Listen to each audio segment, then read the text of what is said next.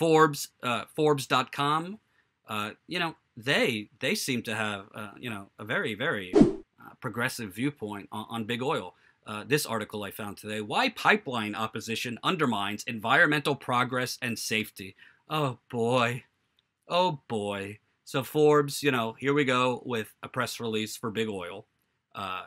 Pipelines. This is from Brigham McCown, who is a self-described energy expert. Pipelines have been quietly providing most of the energy used in America on a daily basis for nearly a century. Oh my God. Literally, the first sentence, this man is lying. Actually, the majority of these pipelines are for foreign export and aren't even being used for energy independence or domestic use. So, right in the first sentence, he's lying. That is, until most recently. In recent years, yet very vocal groups of environmentalists have argued pipelines are bad for the environment and have attempted to portray themselves as water protectors and friends of the earth. Projects like Keystone, Dakota Access, Bayou Bridge, Atlantic Sunrise, and Mariner East have all experienced well-coordinated, nationally inspired opposition campaigns. Oh boy. Hollywood stars and others have expressed their profound opposition to fossil fuel, notwithstanding the fact that those same people often fly to protest sites on private jets. Yeah, all these water protectors that I met, most of them living out of vans, they definitely must have come in on a private jet. Hell, some of them even took a private yacht on the Missouri River to the reservation there in North Dakota. A California mayor expressed her opposition to the Keystone XL project during a national listening session in Washington, D.C., by saying that her citizens did not need the pipeline and that items based on fossil fuels were bad for the environment. She went on to say that her citizens wanted better roads and their potholes fixed. Oh, God. Curious, given that this person flew to Washington on a plane and spoke about the need to use more asphalt made from oil to fix her streets. Oh, here's the red herring argument. While one may or may not doubt the sincerity of their cause, the truth is that attempts to block new pipeline infrastructure projects are, well, bad for the environment. So before I read on, and I'm sorry for reading this propaganda to you, but I do have a point to make. Why is it that Forbes magazine or Forbes.com is now just printing pure propaganda from the fossil fuel industry? Could it be that Forbes magazine, Forbes.com, takes advertisements from the fossil fuel industry? Could that be? Because I know CNN has commercials from American Petroleum Institute. I know MSNBC literally has commercials from the Koch brothers on MSNBC. I know the New York Times, who occasionally, once in a blue moon, does some coverage on climate change. Guess what? They hosted a money and oil conference last year. All of these corporate media outlets are basically vessels for big oil and fossil fuel companies. And they allow fossil fuel lobbyists, they allow fossil fuel think tanks, they allow fossil fuel executives, they allow fossil fuel workers to basically write op-eds talking about the environmental friendliness of clean natural gas. It's unbelievable. It's unbelievable. And, it's like at the beginning of this hour, I talked to you about Anderson Cooper's epiphany that, a lot of Americans have to ration their medicine because they can't afford medicine anymore.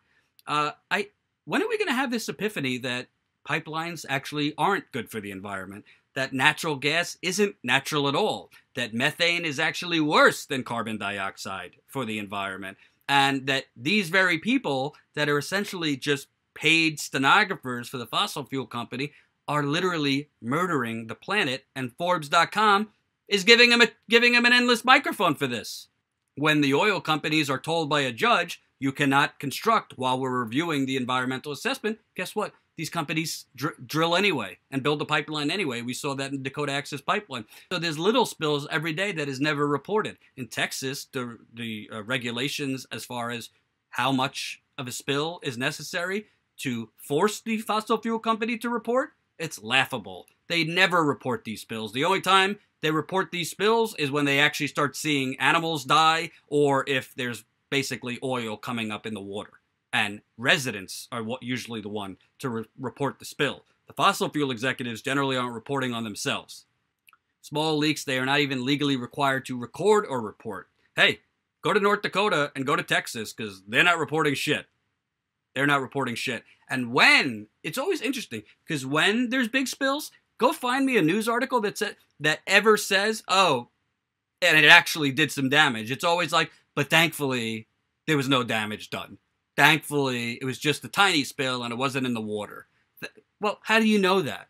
When these pipelines spill, how do they know that it wasn't in the water? It's like the media just regurgitating what the Michigan officials under Rick Snyder told them. Oh, the lead levels are lowering. How do we know that? Because Rick Snyder's environmental agency is giving you the data telling you that it's lowering. Well, Jen and I showed you that they cooked up that data. They totally made up that data.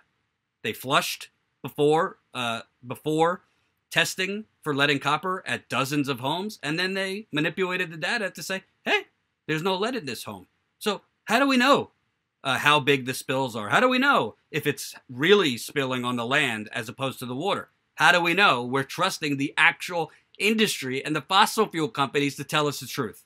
One need only to look at projects such as the Mountain Valley Pipeline as a notable example of the many considerations on both sides of the argument. Again, with the both sides, there isn't two sides of this argument. Despite numerous legal challenges and a few environmental snafus, like landslides, oh God, it is poised to safely serve many communities while helping reduce greenhouse gas emissions. Lie, lie, and lie. Passing through West Virginia, Virginia, and parts of North Carolina, the Mountain Valley Pipeline project has been delayed by court battles for several months. Complaints concerning the construction process and long-term implications have been raised. Often concerns serve as opportunities to improve an infrastructure project, oh my God, and should be given credence with results in all sides agreeing to modifications. Other times, however, objections are thinly veiled attempts to permanently derail projects, not make them better, and policymakers need to understand the difference between concern and obstructionism. So, if you remember, we covered the Mountain Valley Pipeline in Virginia a couple months ago. Let's show you just how wonderful this pipeline is at reducing greenhouse gas emissions and just how wonderful it is to provide the desperately needed natural gas in the state of Virginia. Here we go. You know, they like to call it natural gas as if it's something you buy in Whole Foods. It's not. It's a dangerous, toxic, poisonous, carcinogenic substance. The whole point of it is to burn it. To wrap that all up, you've got the leak on the front end when you're fracking, the leak through the pipes, the burning of the compressors to power the compressor station. The possibility of happening to these pipelines would happen in Appomattox, Virginia, an absolute explosion. And then you've got the methane being burned at the end. Hey, you're the attorney, correct? Cool. What's your name? Jonathan Sokolow. And what was interesting, what you were saying was the methane and all these chemicals and that kind of go beyond just the normal. Can you kind of tell the audience again, go in depth, like what are the things being burned for this pipeline in particular? Well, what's being burned is methane, so you have to look at the infrastructure. So we talked a lot about pipelines today, but the process starts with the fracking in West Virginia and Pennsylvania predominantly, where they're putting chemical water, actually fracturing the rock to release the methane. The chemicals are the companies that are doing the fracking consider those chemicals that they're using proprietary. They don't even tell us what chemicals are, but they're polluting the water on the front end there. Methane leaks as part of that whole process. And then you have the rest of the project, which includes the pipelines, which also leak, sometimes explode. And then at the very end, the whole purpose of getting the methane out of the ground is to burn it to create electricity. So, and when you burn methane, it causes greenhouse gases. It's actually much more powerful than carbon dioxide. So they like to call it a clean alternative to coal. It's exactly the opposite. It has a much worse effect in terms of greenhouse gases. Plus, when you burn it, it releases all sorts of toxins. So you're burning methane, you have benzene that gets into the air, particulate matter, other toxic chemicals that get in people's lungs if you have asthma, COPD or other respiratory diseases. It's going to aggravate that. So we're talking about air pollution. It's not just water pollution, it's air pollution as well. This is an environmental attorney. He's one of the leading activists against the Mountain Valley Pipeline. He's actually, as an attorney, done more reporting on this than any of the news stations in Virginia. But did you hear something he said? Methane and these fracked gas pipelines are actually worse for greenhouse gases. Wait, I thought Forbes' little propaganda piece there said natural gas is just wonderful for green. It's much, much more environmentally friendly and definitely helps us reduce the greenhouse gas emissions. So, you know, between CNN and the endless propaganda on CNN, MSNBC, digital media, by the way, it's not just Forbes. You see propaganda and pro-fossil fuel stuff at the Daily Beast, at BuzzFeed, at the Atlantic, at the Huffington Post. All of these supposed, like, progressive outlets also have pro-fossil fuel stuff from time to time and make it seem like there's two sides to the debate. The bottom line is the Mountain Valley Pipeline, which that article didn't tell you, is being built on this through the steepest slopes in the entire country. It's being built through large sections of the Appalachian Trail, which is some of the most pristine forests and streams of water in the country. What's the term? The topography? Yes, the topography and the way it's being built makes it very dangerous, and an explosion there has a blast radius in many areas of over 2 miles. So a lot of people could be injured or killed.